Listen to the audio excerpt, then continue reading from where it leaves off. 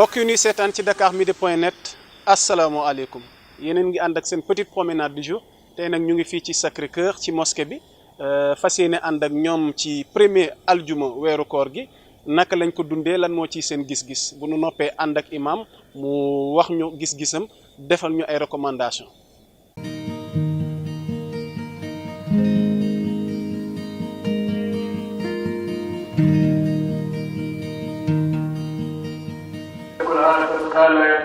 وحدانية الله عز وجل وقوله تعالى إن من شيء إلا بسبب أمره. tabarakallah macha allah première ajjuma weeru koor bi dañ koy dolli sante yàlla di ñaan yàlla gën ñu ci barkeelal yàlla sam ñu aar ñu yokk ñu nangul ñu sunu jaamu yàlla ajjuma ju ànd ak dal la parce que julli nañ ko ci jàmm ak salaam yàlla na yàlla fay yàlla na yàlla nangu ci barke yonent bi. premier ajjuma koor gi.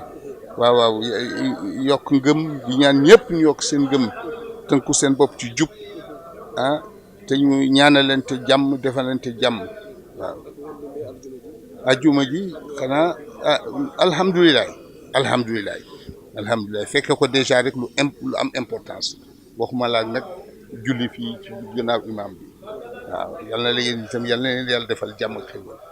koor gi yàlla na jig réew mi wàññi fitna yi yokk sutura si ak teranga ji quoi ñëpp fekk ko quoi te nag yàlla na yàlla waa ajuma tey ji naw ko rek dañ ko naw lu neex la quoi.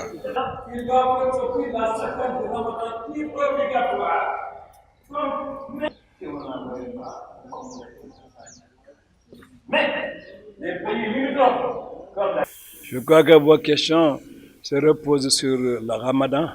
Le Ramadan, comme je viens de le dire, de le répéter, ce sont les recommandations du Seigneur sallallahu subhanahu wa ta'ala. Il a dit dans le Coran, dans la sourate La Vache, Al-Baqarah, verset 283 jusqu'à 285, Ya ayyuhal lazina amanu kutiba alaykum siyamu kama kutiba alal lazina min qablikum la'allakum tattaqun. Je vous ai prescrit le jeûne du Ramadan comme à ceux qui vous ont précédé sur terre. Ça, qu'est-ce qu'on entend là-bas? Il y a des peuples et des nations qui ont jeûné avant nous. Mais du fait lorsqu'il a envoyé le prophète sallallahu alayhi wa sallam, sa première lettre de créance c'était quoi? Wa ma arsalnaka illa rahmatan lil alamin. Je vous ai envoyé rien que de la miséricorde. Donc le prophète, le Seigneur a prévu les malades, les handicapés et tout, et les voyageurs. Voilà pourquoi il a dit faman shahida minkum shahra falyasumhu. Mais wa man kana maridan aw ala safar fa iddatun min ayamin ukhra. Ceux qui sont en voyage sont exemptés jusqu'à leur retour. Ceux qui sont malades, de même jusqu'à leur guérison. Mais à condition qu'ils payent le nombre de jours du manquement après le Ramadan. Mais il a continué à dire que si vous saviez combien d'avantages il y a dans le mois de Ramadan, mais si vous êtes malade, vous allez essayer de jeûner. Si vous êtes en voyage, vous allez essayer de jeûner. Pourquoi? Au moment de la compensation après le Ramadan, vous n'aurez pas les mêmes avantages. C'est comme les magasins qui font des rabais. Parfois, tu passes devant un magasin, on met rabais, c'est-à-dire baisse des prix du 1er au 15. Mais à partir du 16, on amène encore les anciens prix qui seront plus chers. Voilà pourquoi le Seigneur a dit que si vous saviez les avantages qu'il y a pendant le mois de Ramadan, si vous êtes malade, on ne vous demande pas de vous suicider. Si vous êtes malade, vous essayez de jeûner. Et si vous êtes en voyage, vous essayez de jeûner parce que vous n'aurez pas les mêmes avantages après le Ramadan. Bon, donc les 10 premiers jours, c'est la miséricorde du Seigneur. Les 10 jours qui sont au milieu sont pardon. Les 10 derniers jours, l'accession au paradis.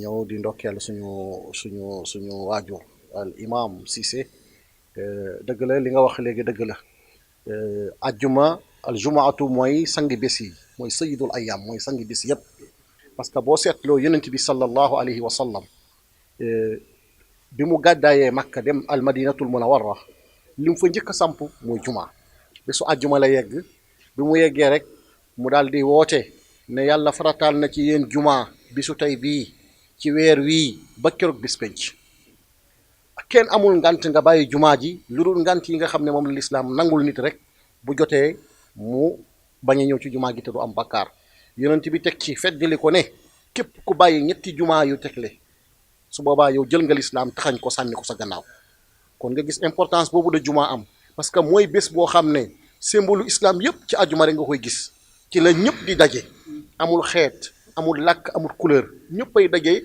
ci gannaaw kenn muy jëmmale lislaam lii rek lay attewu mooy benn kaddu la ñuy déggu mooy kaddu yàlla te yàlla boobu kaddoom yenent bi la ko jox boroom xam-xam yeeg imaam yi ñoom ñoo doonu yenent yi soo denkee ci jumaa ji loolu da ngay gëm kii ñëw ci sa kanam yaa ngi jàpp ne yenent yàlla Muhammad moo taxaw sa kanam mooy wax parce que moom li mu lay wax yëpp yàlla nee na yenent bi nee na kon jumaa yenent bi sallallahu alayhi wasallam daf ko fonkoon ne képp koo xam ne mu ngi ko neenal booye boo nga xam ne neenal nga islaam àjjuma mu ëpp doole faratu fuuf ci bisu korite ak bisu tabaski comme ni nga ko waxee waaye bu fekkee ni bu àjjuma jotee nga ñëw julli ci bu weeru koor bu jotee na ci la rawati jàkka yi fees comme ni ñu koy constaté bu jeexee dootu gis kenn mais soxlawul korite ak tabaski amul dootu am sens ci yow dootu sax am devoir ci yow pour ngay tabaski wala ngay korite wala ngay wut ay xar bu rëy loolu da ngay respecté li nga xam ne mooy julli yi farata yu juróom di respecté julli jumaa bi nga xam ne mooy dajale boole yi dajale jàkka yu ndaw yépp ñu dajaloo nekk benn loolu yépp yàlla dañ ko pour uniquement rek wàcce yërmande ci ajamaatu rahma wàcce yërmande ci ñun donc loolu yàlla nañ ci yàlla saxal yàlla na yàlla def jàmm ci réew mi imaam ñu ngi lay gërëm di sant bu baax a baax. jumaa daal dafa war a boole ñëpp parce que jàkka dañ koo def pour kenn ku nekk na tëj sa kër ñu daje ci biir pour xamante juróomi yoon par jour pour quartier bu nekk bu àjjuma dëkk bi yëpp daje ji ci jumaa ji pour kenn ku nekk mën a gis sa morom xamanteeg moom bu ëllëgee boo dajeeg moom te muy bisu jumaa te gisoo ko nga xam ne am na lu ci ne nga sol sa dàll pour seeti ko loolu moo taxoon ñu def jumaa waaw pour nit ñi xamante su ko defee bu déwénee at mi jeexee ñu dajewaat Màkka réew yi xamantewul woon xamante waaw l'islam congrès mu nekk congrès national bu mag. Je suis très satisfait de ce vendredi. Pourquoi? Parce que j'ai constaté que presque les 100% ou bien les 90%, Fatabarakalla, des musulmans du Sénégal, ils ont gêné le même jour. C'est le constat que j'ai fait. Je ne sais pas vous, la presse, les organes de presse, parce que vous êtes mieux informés et mieux renseignés que nous. Tout de suite, tu as entendu, j'ai fait les éloges du calife, du défunt calife Sidi Mokhtar Mbacké, qui disait, je ne veux plus qu'on me parle du croissant lunaire entre les Mourides, les Tidjanes ou bien les autres confréries. Et il avait osé déclencher une procédure de paix entre les confréries. Donc ce qui nous unit, ce qui nous lie, c'est beaucoup plus fort que les confréries. Ce qu'on appelle confrérie, c'est quoi? Tariqa, chemin. Nos arrière-grands-pères étaient très intelligents. Ils ont tous travaillé sur des chemins qu'on appelle tariqa.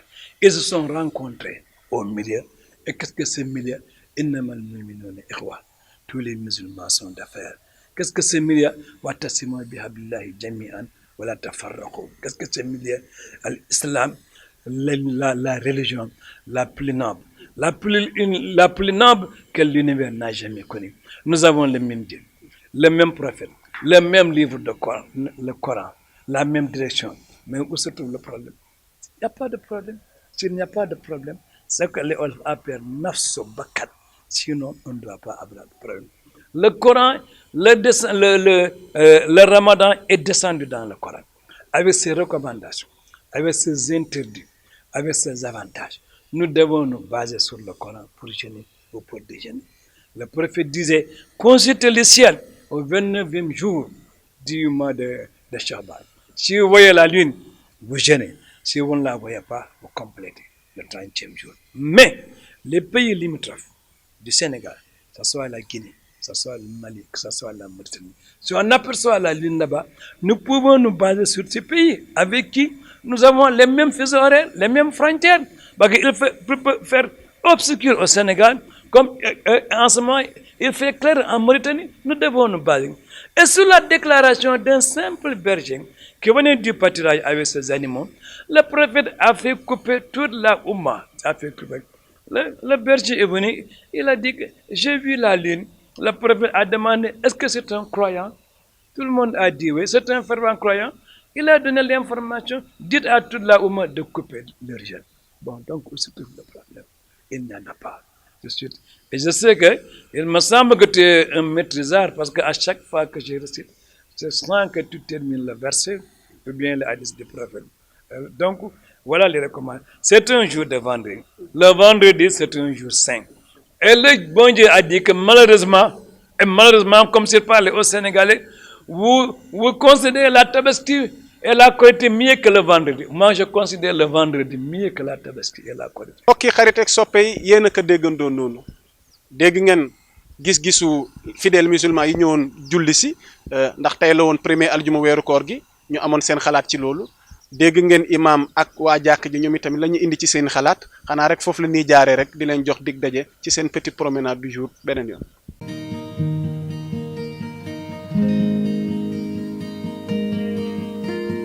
thank you